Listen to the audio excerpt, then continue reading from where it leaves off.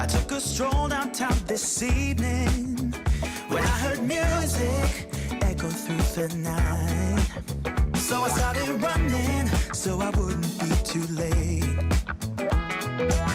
the neon light, what the music gon' reveal through the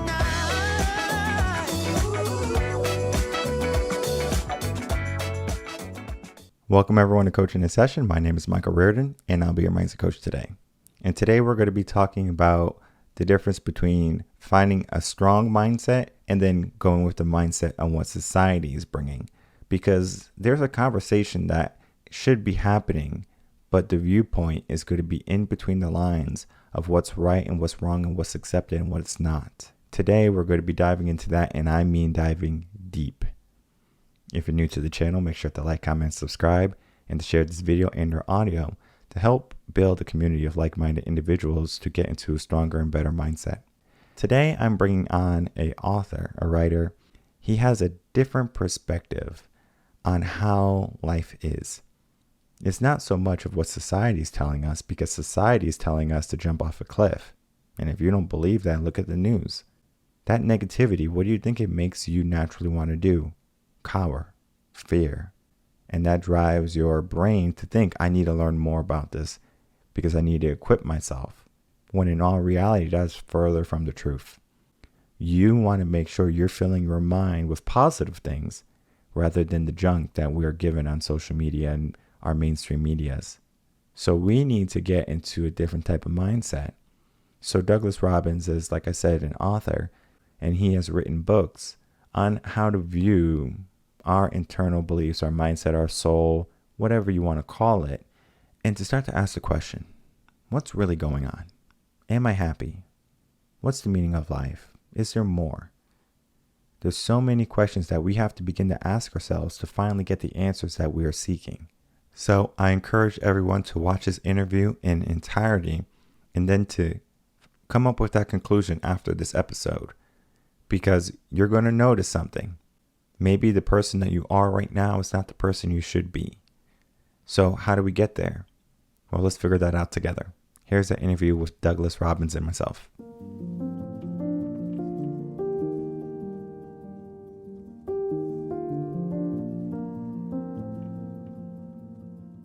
Welcome, Douglas Robbins, to Coaching in Session. How are you doing today? Thank you. I'm great, Michael. How are you? I'm doing well. Thank you so much for coming on. We're going to be talking about a variety of things, but I have you as an author, you're a writer, and you also have this interesting way of thinking where you look between the lines of what society has and how people think. But in your own words, can you tell the people who you are and what you do? Yeah, I mean, I'm a writer. I have about a half dozen books out. I'm also a podcaster, a podcast called The Den of Discussion, where basically anything that connects to the human experience. But as a child, it was very interesting because I never really fit in. You know, you're supposed to care about clothing, you're supposed to get into cliques, and you're supposed to worry about what your wants are in the colleges and all these things, nationalism. I always, religion, I always saw kind of through them. And there's a great divide between society and humanity. Humanity is what we bring into this world. Society is the dogma we started adhering to. And the dogma of society is often not aligned with the humanity of who we are, the greater selves, the greater purpose, interconnectedness, our best self. Society is often about what can you do for something, meaning how do you help a business? How do they extract your worker bee sort of, production? So there's a great divide between what humanity is, that essence, that divine spark, that fulfillment and expression of our true selves, of our hearts, of our spirits. And then, like you said, you have the box of then society, people getting trapped in that group thinking, in the societal thinking. It's a facade, kind of trapped in these things. And I remember as a child learning about Columbus, and I remember thinking but weren't there, he found the new world. And it's like, well, but weren't there people living here already? He didn't find anything. He was lost, and so we often give credit to the wrong places and prop them up instead of looking into those deeper truths of who are we really? What are we really trying to do here on this earth? And it simply isn't being a workaround. It's interesting with the idea of like the dogma and then our true self, right? Where it's like we are pretending, I guess, to be someone different and we're not being our true self. I find that it's just kind of going along with peer acceptance, right? We as people, we want to be accepted in society. I was victim of that in elementary school and high school. And it wasn't until high school where I kind of woke up and I said, you know what, like I don't really care about like these cliques and these groups because after high school, what's going to happen? I'm not going to talk to these people anymore, probably. And it's not that I don't care about them. I just know that what I was going for in my life was going to be different than the path that we're on collectively in high school. I was looking at so much more rather than just a small picture of what high school was. I was looking beyond college, even. That just leads me to think like, why are many people so stuck where they say, well, society tells me I have to wear these clothes. I have to have this type of bag. I have to have these social media accounts, and then I have to act appropriately in this way so I can be accepted. Why can't people be more of a trailblazer rather than a conformant? Well, it's a loaded question, but our society is built upon externals, not internals, not fulfillment. It is built upon capitalism and consumerism. And we're taught from a young age to associate, if you drink Coca-Cola, you're going to feel great. If you wear these jeans, you're going to look great. People will like you.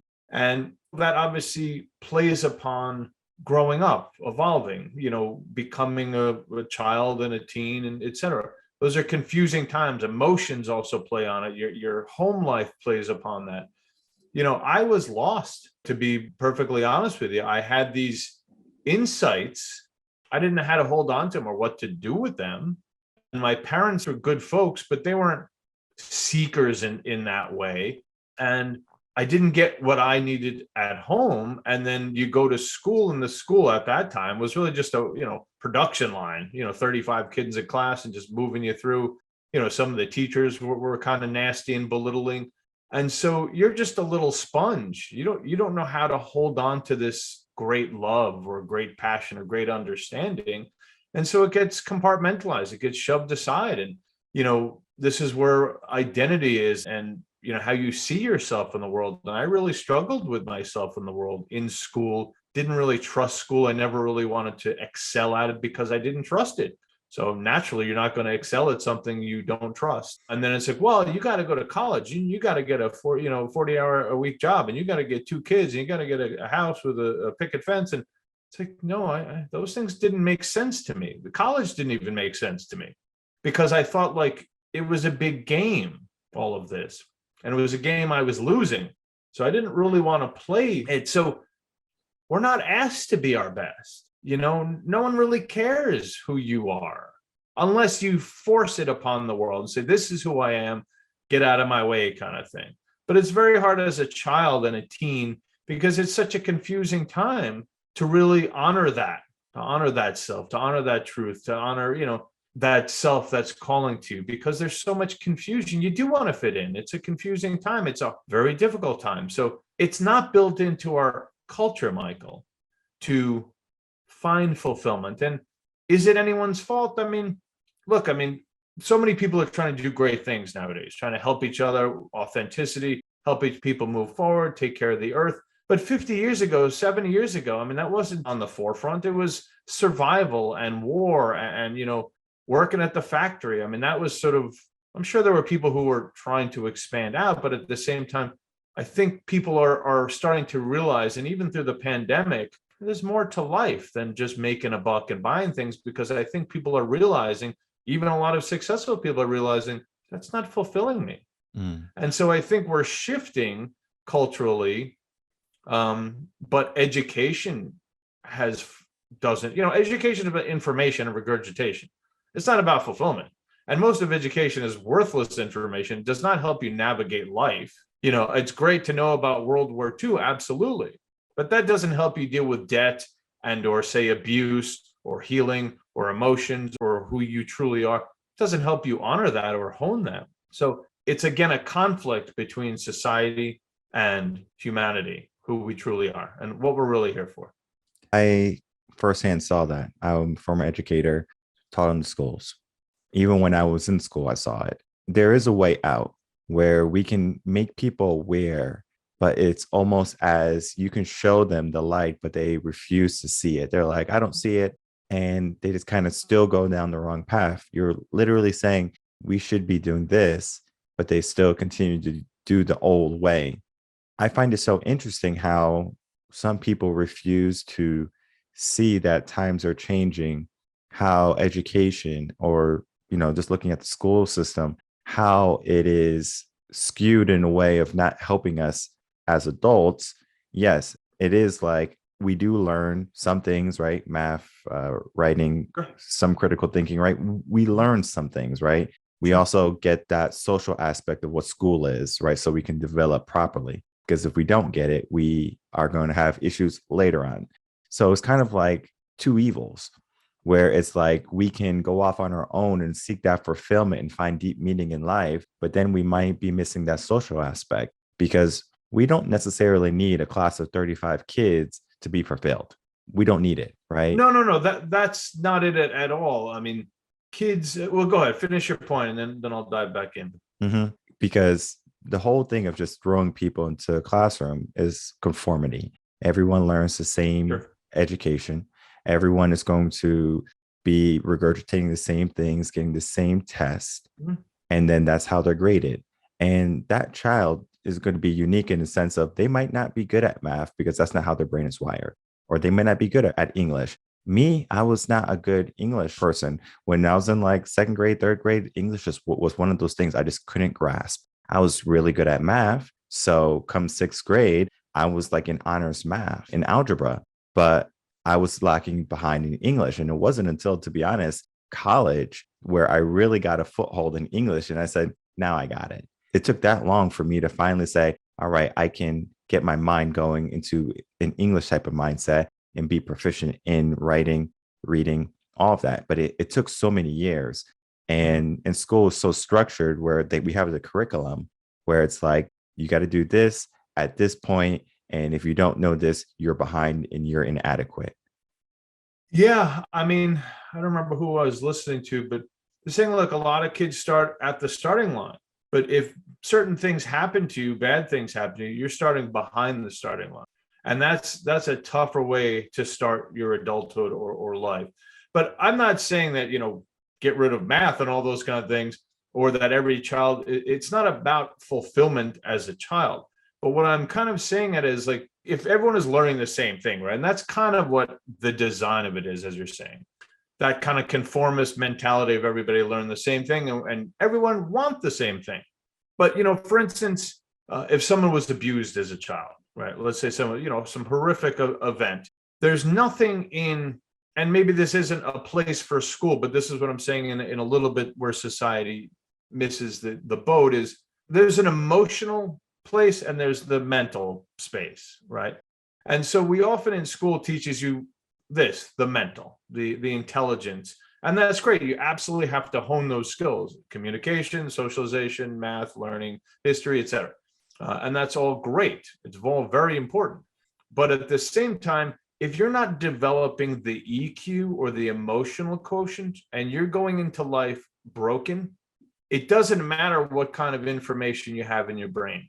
Until you heal that broken stuff, you're not going to be doing much in your life. And so I feel like there's some nice opportunities to have just additional classes. Doesn't have to be in replacement of math or something like that. And I'm certainly not saying that. Additional classes on healing, on who you are, on honing yourself, on what is important to you, those kind of things, just honoring the self, honoring the individual. But that's not the design of school, right? And that's not the design of society as a whole for the most part. It's about get through school, go to college, get a good job, pay your bills, be a good taxpayer, that kind of thing.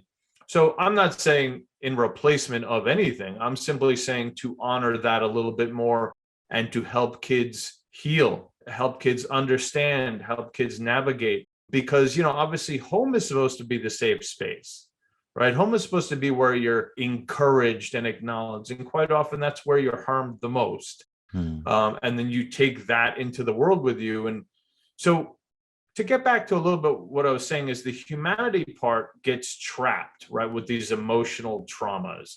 And so you're trying to kind of like drive a fancy car with bad gas in the tank or tires that have holes in them. You can't. You're not going to reach your best self if you're damaged and broken. Often what happens is just later in your life, you realize, oh, I have all these issues and I need to deal with them.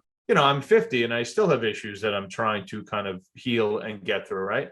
So I just feel like if we get out in front of it a little bit earlier in education, because education has the opportunity to provide a lot more than it does. And I think nowadays, I live in a small town, and it used to be for me growing up, school was much more about competitiveness. There is more of a nurturing environment now in this school anyway, and I think in smaller schools. So the kids are getting that attention. For instance, my daughter is on the track team. You don't have to try out for it. It's just like, oh, I want to be on track. Okay, you're on track. And that's great. It gives the kids these opportunities to be on a team, interdependence, helping each other. These are important things that also, as we get older, kind of falls by the wayside. Society isn't saying, civic duty and volunteerism is, I think, something we're missing, because that really helps us all connect and helps us, oh yeah, I really like helping or being connected and whatever. So I think these are other aspects of society that are kind of failing, that we're leaving it on the table, this ability to help each other.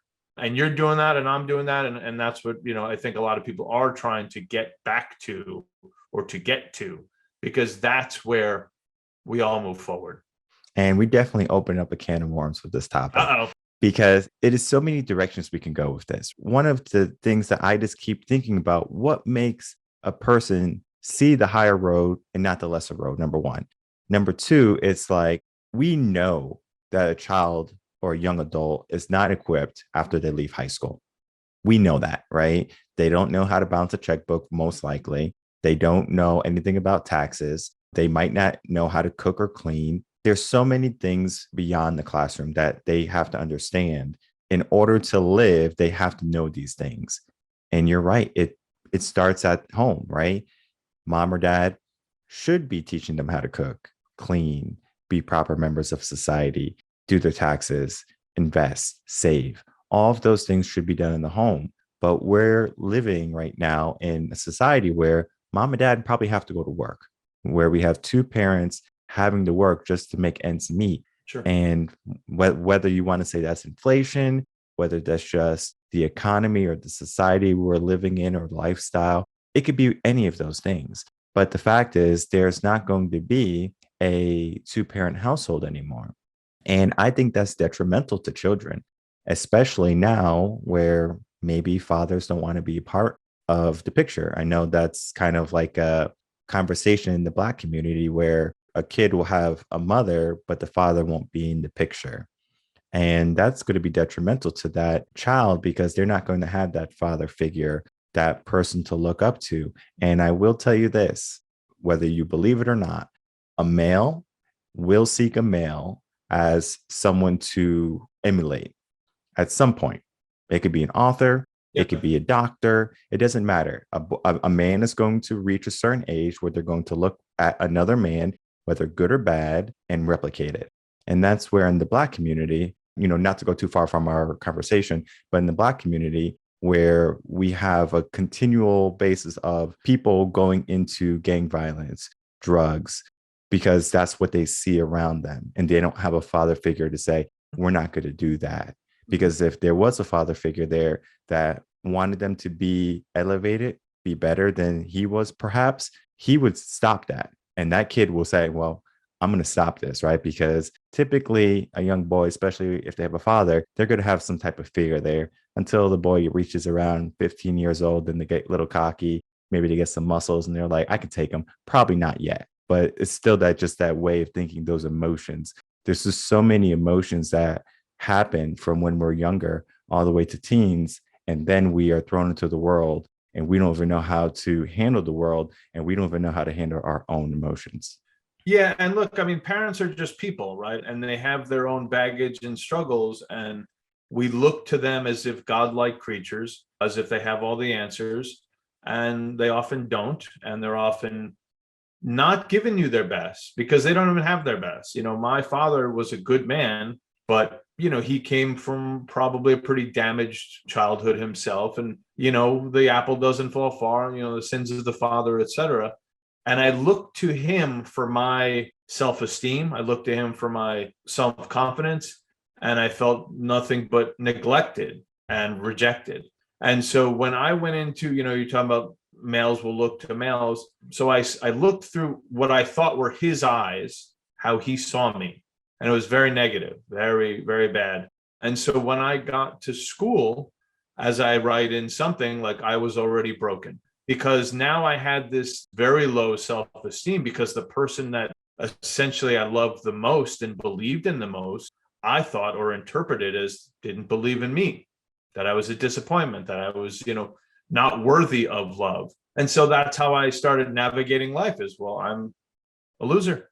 I don't deserve love. I don't deserve to be lifted up or encouraged because I was rejected, time and time again.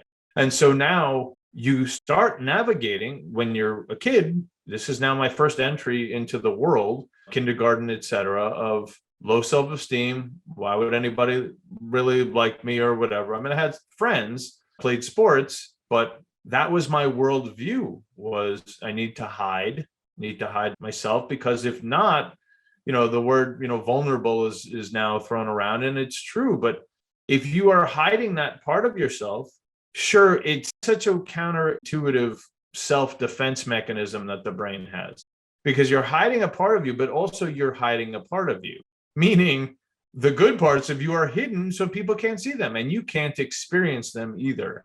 So parents are just people. And so now if you're leaving that nest, if you will, and into a school system that's not providing these things that we're discussing, well, how are you going to learn them? Honestly, I'm going to be blunt. I mean, I started doing drugs at an early age. It was the only place that I felt safe, that I felt joy, that I could laugh easily. And, nature as well. I found nature at an early age, and that's always sort of been my church and my sanctuary is nature, because there's nobody demanding anything of you in nature. Again, you can be your true self in nature. Why? Because humanity is born from nature. It is not born from society. And so that's where we can get to be these expanded selves and at peace and not have to prove ourselves to anyone or compete with anyone. This is our true essence when we're in nature. So that was my escape. But I mean, drugs were the one thing. Sure, there were obviously negatives, but the times that I could relax, that I could laugh, that I didn't have to be something, it was an outlet, right or wrong. I mean, looking back, I wish I hadn't, but I didn't know how to hold on to the things I loved, because the things I loved felt too dangerous and felt like they would be taken away from me. And now, you have a daughter, and I could just tell from speaking with you before we got on air, and then even now, that you're a good father. You might have not had the best father, and he might have had to learn how to be a man if he didn't have a father. So it's kind of like a damaged structure where it's like one man is learning how to be a father, but he doesn't have anything to go off of. Or if he had a father that was maybe abusive or negative toward him, then it's kind of like, well, what do I think? Do I see my relationship as my kid as supposed to be negative, or do I change that? Right. So when I was, I believe, 7 or 8 years old, I have a photographic memory where I came to the conclusion that I wasn't going to be an alcoholic. Right. And the reason why I said that was because my father was an alcoholic, and he didn't hit us or anything because he got hit as a kid. So he didn't want to hit us. So he was like, I'm not going to hit my kids. That was basically what he thought about. And he didn't have a father growing up either. So he just had his mother. He was a bad boy. So he would go be in gangs, get in fights, all that stuff. But one of the things that he prided himself was, he says that I'm going to be there for my kids. So even though he didn't know how to be a father, he was still there, even though he had all of those, I guess, negative attributes. And as a kid, I saw those things, and I saw that he was a good man, and he did his best to not put it in front of us, like drink in front of us or smoke in front of us. It was kind of like the backdoor stuff, but we can see it, right? We see it. And I just told myself that I'm not going to be an alcoholic when I grow up. I'm 7, 8 years old. Like, why in the heck am I thinking about that and not so much of, well, dad's doing it, I guess this is what I should be doing? Why was I thinking in that manner of, I don't want to be an alcoholic, rather than, oh, this is what my dad does, it must be what men do, right? Being an alcoholic. I think just looking at it, I mean, there's so many avenues that my brain could have went down, but I think I saw the negative side more than the positive side. I was looking at how destructive it was rather than how uplifting it was. I guess it's just mindset of a kid, where it's like, do you see the glass as half full or half empty? And everyone has it at some point. What gets us to that point? That's maybe a mystery. I do have a good theory on it. And I think if you surround yourself with people who are caring and loving, that can give you a more positive outlook on how you want to view life in the future. So I had a great grandmother.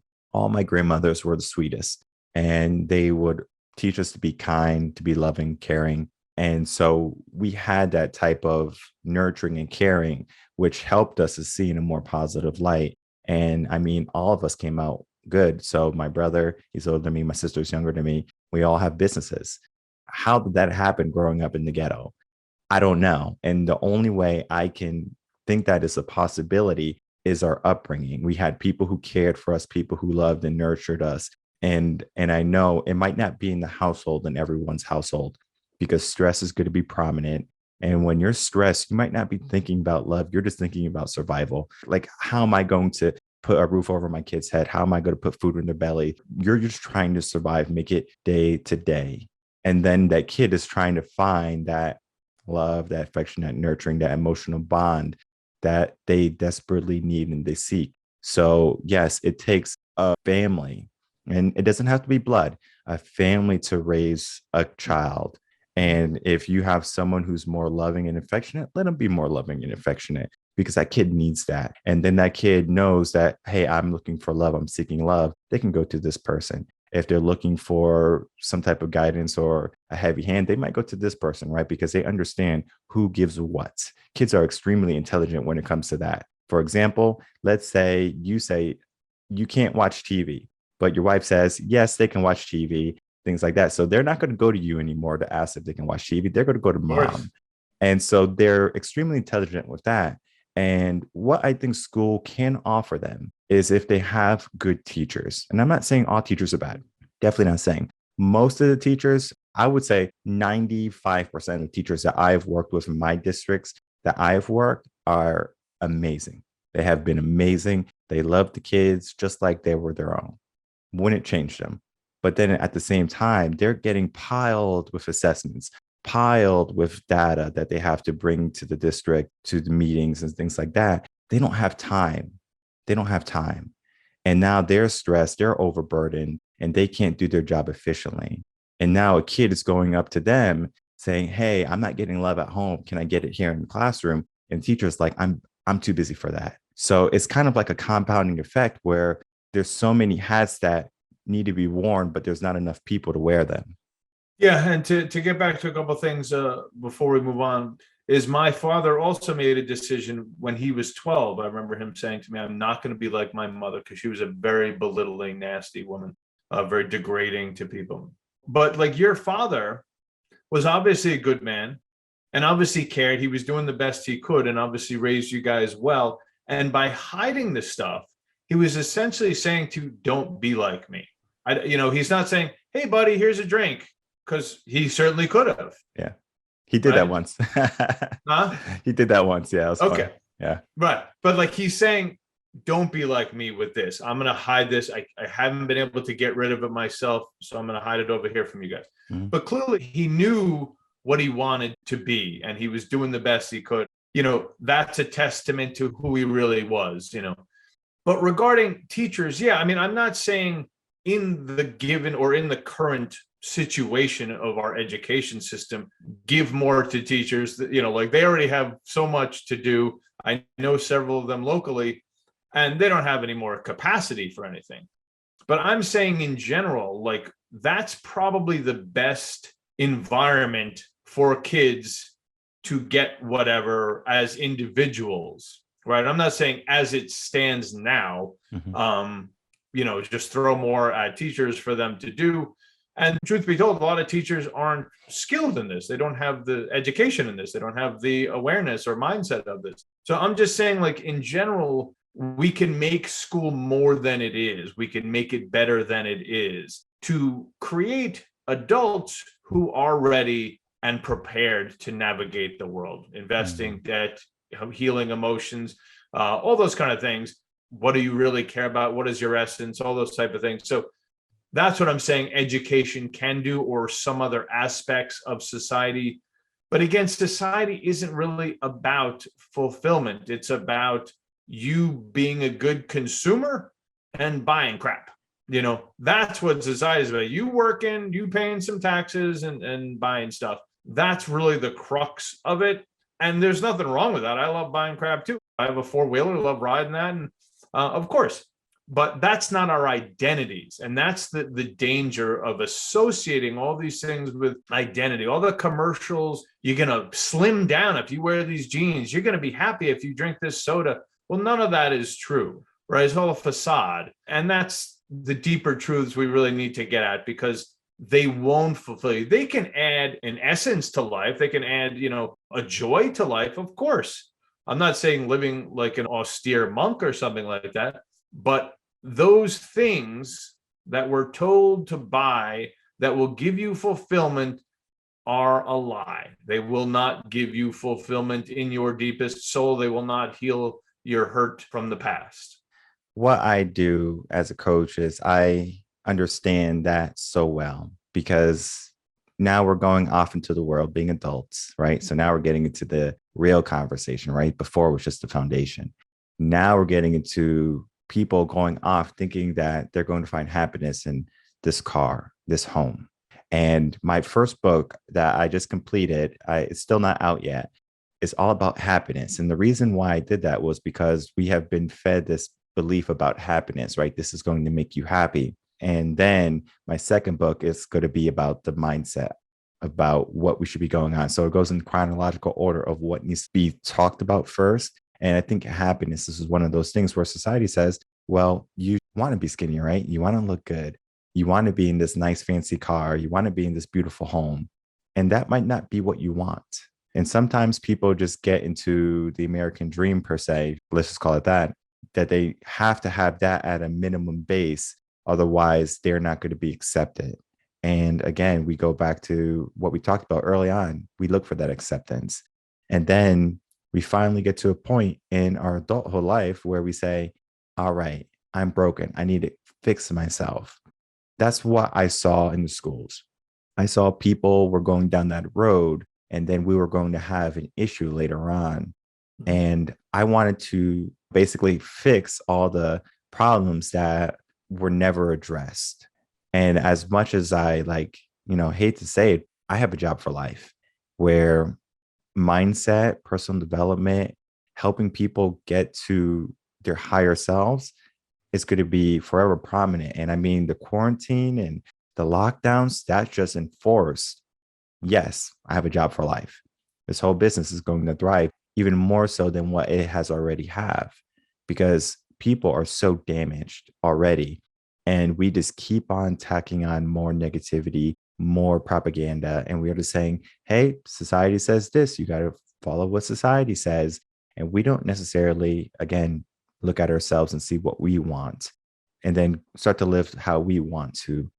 What I did when I moved from Connecticut, because I'm from Connecticut originally, was I moved to Texas.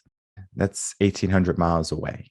Why did I move from Connecticut all the way to Texas? I could have went to New York, New Hampshire, Massachusetts, Maine. I could have went somewhere close to my family. But one of the things that I wanted to do in my head was to put myself on a deserted island, per se, and to start to look at my own mind and say, hey, this is what I would like to have in my life. This is what I would like to create. This is what I would like to build. I left teaching in 2016. I didn't start the business till 2018. 2017 was a year of reflection for me. What was I trying to do? And then the whole idea behind the business came from reading books, seeking mentors, coaches for that year, and then saying, I finally know what I need to do. It wasn't so much teaching in the classroom. It was still education, but educating people beyond the classroom, beyond college, because people are going to have these problems. They're going to seek some type of advice. They're going to seek some type of help, and they don't know where to look necessarily. So they try to fight this fight of life by themselves when there's going to be resources that they can use to help them get to a better life. So that's why I have this business. That's why I have people like yourself who can come on and explain to people like, hey, yes, the past has been crappy. I understand that. But what can we do to start to fix things, right? What can we do to start to remediate or make our life a little bit better? What are those steps? Like, how do those steps look like? Because yes, we can see, we talked about it, society is telling us this, but we need to also be able to look at, well, what steps could we be taking in order to help us get to the place that we should be rather than where we are today? Absolutely. And this is really the key for everyone. No one is anyone different. Well, let's start with what we're putting into our minds. We often talk about what we're put onto our bodies, right? You are what you eat. We are what you think also. You are what you feel. And with a lot of the childhood stuff in particular, or things that maybe have gone wrong, we replay those scenarios over and over again. So we're trapped in the past. We're not experiencing the present. We're trapped in the past. The present, that's not happening in the present.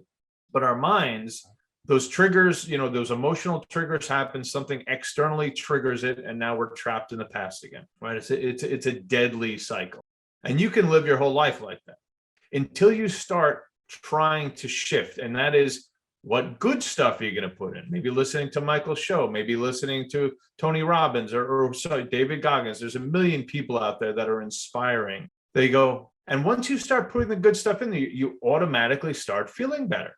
Well, what happens when you look at the news or social media and all this essentially poison that you're putting in there? All these things that you feel powerless about, or just you feel like injustice has been done.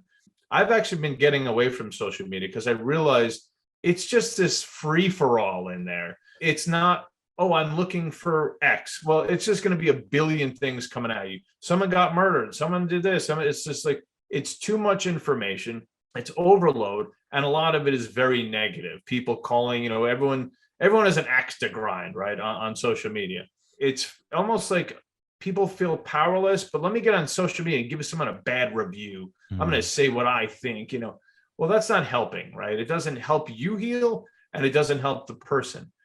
So the first part is, what are we putting into our minds? Who are we associating with? If you're associating with negative people who want to keep you stuck, and believe me, a lot of people want to keep you stuck because they're stuck. They don't want you to move forward, because now you're abandoning them, and that triggers their stuff. So you got to be careful who you're associating with, what your environment is. If you're in an environment with an abusive relationship or an abusive whatever, you got to get yourself out of that. You have to, again, so what you're putting into your mind, into your emotions, who you're associating with, and then how are you feeding the good stuff? Because under all that negative stuff is yearning for love. It's yearning for life. It's yearning for human connections. And often when we're hurting, I've suffered from depression on and off for a lot of times in my life. It's because I'm not connecting to people. I'm not connecting to that place in me that needs love. And part of it is I have to give me that love. I have to say, I deserve love here. And I'm going to meet people who are like-minded. I just went to a conference this weekend, a growth mindset conference, and it was incredible. I mean, everyone there is trying to better themselves. Everyone there is trying to help each other. Well, where in life do you get that, Michael? That everyone there is for their best, for your best. And again, society isn't, I'm not blaming society. It's just not the design of it right now. And I think things are changing. And we look often to the government or to whomever, Elon Musk or whomever, it doesn't start there. It starts with us. And so that's what I get back to the civic duty and connecting with people and volunteerism.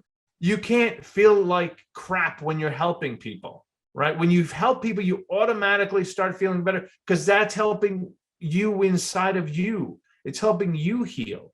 So it's the thoughts we think, it's the emotions we feel. And once we start going, oh yeah, I don't want to feel that. Instead of just kind of getting trapped into that, step back a little bit, go, yeah, that's not happening anymore. I don't want to feel this way. And you start trying to let it go. You start trying to heal it. What do you want to feel in there? But when we're living on the autopilot, if you will, or on these kind of just like auto computer, files that just keep repeating themselves, you're never going to change. I don't know if you know who Joe Dispenza is. You probably do. But Dr. Joe Dispenza, he says, look, if you're trapped in the familiar past, you're going to have a predictable future because nothing is changing. But the time to change is always, and monks and meditators have said this for thousands of years, you meditate in the moment. That's the only thing you can heal. And you get to change everything now by being in the moment. But if you're only trapped in the past, your future is going to pretty much be the same as it's been. So again, it's just healing the thoughts. What are we allowing in? What are we associating with? And my goodness, if we put ourselves in nurturing settings, well, nurturing can happen. And too often the ego doesn't want us to change. The ego wants to be proven right. I don't know if you've noticed, but probably 1,000 times a day, the ego will say, oh, this is going to happen, and that's going to happen, and this is going to happen. It's always wrong. It's always wrong, trying to predict and control. And that's the scary thing, is when we stop trying to predict and control everything, we can be in the moment. We can be in the sweet spot of our best selves in the moment by doing that. And I'm with you. I'm not out to bash society. And I don't even think anything we spoke about goes against any ideal of a person, right? We're talking about a different type of mindset. I can tell, like I said, you have an interesting mindset. I told you in the message, I love how you think, right? You have a growth mindset. And it's not so much we should be around like-minded mindsets. We should be around growth-minded mindsets. That's the biggest difference that people have to swap, right? A lot of people think, oh, I should find someone who's similar to me. When you do that, you might find someone who's a narcissist. So now you're hanging around narcissists, or you might be hanging around people who are toxic. So now you're getting that toxicity in your life. Well, why not hang around someone who's positive, who's uplifting, who's nurturing, who's caring? Do that versus the alternate, right? Because that's easy to hang around toxic people and be toxic. It takes work to be around growth-minded people and to see your future, and then to put the energy towards something more. That takes confidence. That takes courage, because change is scary. Many people think that they're just going to have January 1st come and they're just going to follow their New Year's resolutions and they're going to follow through with it. No. So if you're not addressing emotions, the stuff that goes, yeah, I'm going to just go back to eating pizza. I'm not, or all the time. I love pizza, of course. Who doesn't? But it's just, we go back to the set points, or emotional set points. So if we're not healing those, your brain is not going to override the much more emotional will than your thoughts of, oh, for today, I'm going to do better. You've been doing the other stuff for 40 years. Mm-hmm. Yeah, no, it's one of those things where I think people are just so emotional, and they allow their emotions to be their voice.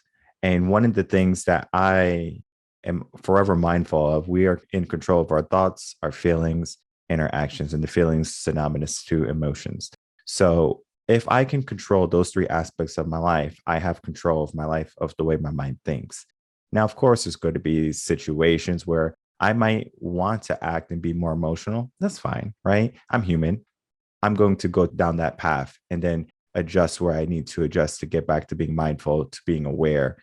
That takes quite some time to get to that mindset. It took me years to be mindful, to get rid of the trash that's in our mind, that society has given us, that school system has given us, and that we have told ourselves over the years.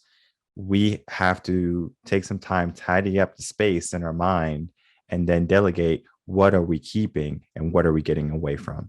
Yeah. And it's a scary place because we're leaving and losing the familiar. So if you don't have the familiar self of, oh, but this is who I am, what's underneath that? Who am I without that? And people sometimes say, well, if I get rid of my anger motivates me. What am I left with? What motivation will I have? Well, it's scary because it's an unfamiliar place. But once you get onto the other side of that, you'll start feeling better. And you're like, oh, I don't have to have that negative familiarity. I can actually feel good about myself in this space. So it's a weird thing, right? I mean, like, you're so accustomed to having, for instance, a broken leg or a wounded knee. You go, oh, I don't always have to have that. But when we start going through life year after year with it, it just becomes familiar. My leg always hurts. And this way of thinking, getting to that mindset, it's a journey. And we have to understand that we're going to go down a path and we might not like it and we might go down a different path. It's kind of like a trial and error type of thing, because we are trying to experience life the way that we would like to experience it. And we might not have all the answers right from the start. Now, I will say, if you can get a coach, get a mentor, if you can find a book that can give you some light, it's going to give you some direction. And that is important, because if you're walking around aimlessly, it's going to be difficult to get out of that mindset, that forest type of mentality, where in order to figure out how to get out of a forest, you need to first figure out where you are on the map. And then once you understand that aspect, then we can come up with a plan, set a direction, and say, this is how we do it. And having you on today, Douglas, has been a huge wake-up call, I'm sure, for many people, to help them understand that where they are right now doesn't have to be where they stay. And I'm sure we can continue this conversation for hours and hours and hours, because there's just so many different paths that we can go down and talk about, because it's more than just this conversation that you and I had today. But if you could, please share any last words, and then, of course, tell people where they can find you. Yeah, this is so important, Michael, for all of us. And I will say this: everyone listening, everyone everywhere has value. And I don't mean value at dollar value. I mean a value to the world, a value to themselves, a value to some stranger that is struggling. You know, we're all unique. We're all one person in this global enterprise of humanity. And it's so important. People need to know who you are. You need to know who you are so you can fulfill your journey. So believe that you are lovable, believe that you are worthwhile, believe that you have value, you have heart, you're worthwhile, and someone loves you. I think this is the most important thing any of us can learn, because if we have that as the foundation, you can be the tree in the wind, you can be flexible. If you don't have that and something happens wrong, then you just go back into your hole, into the shell, into the corner, saying, I don't have value. You do have value, and you got to keep working on that. It's a muscle. You can find me at douglasrobinsauthor.com. I'd love to connect to anybody. You can get a free one of my stories. Most of my stories about seeking, healing, and the evolution of souls. I have a book called Narracan, The Cloak Deception. It is about the evolution of souls. And it's also about a lot of what we've spoken today, how some people are trying to prevent you from evolving, whereas this other group, the light beings, are trying to help you reach your fulfillment and continue the evolution of souls. So again, everyone has value. And when we're hiding and in pain, the pain blocks that light. It blocks that love. And when you're in a depressed state, there is no love or light, because all you're holding on to, and all I have held on to when in those places, is the doubts, is the darkness. Well, darkness never serves anyone, does not serve our higher purpose. And we have to learn tools on when we get into that place, and we get into that place of not believing, of doubts, switching gears, put something good into your head. Listen to something that makes you laugh. Listen to something that makes you feel good. Listen to something that go, oh yeah, I'm like that guy. And it changes our mindset once again. Definitely. And the journey of mindset is going to be a forever journey. I encourage everyone to check out Douglas's website, look at some of his books, and to, of course, dive in to see if you can find something that is going to resonate with you. And for me, in my beginning stages of trying to get to that better type of mindset, I read a plethora of books from different authors, and I was able to find nuggets in each of those books. It's going to be a compounding effect, where at one point you're going to read a book, and it might be Douglas's, where you read the book and he says, now everything makes sense. So if you are in a dark place right now, And if you're trying to find some light, I encourage you to check him out. And then, of course, reach out to him if you need anything in the future. A huge thank you, Douglas Robbins, for coming on Coaching in Session. It was a huge pleasure. Thank you. Thank you, Michael. Have a great day. All right. Cheers.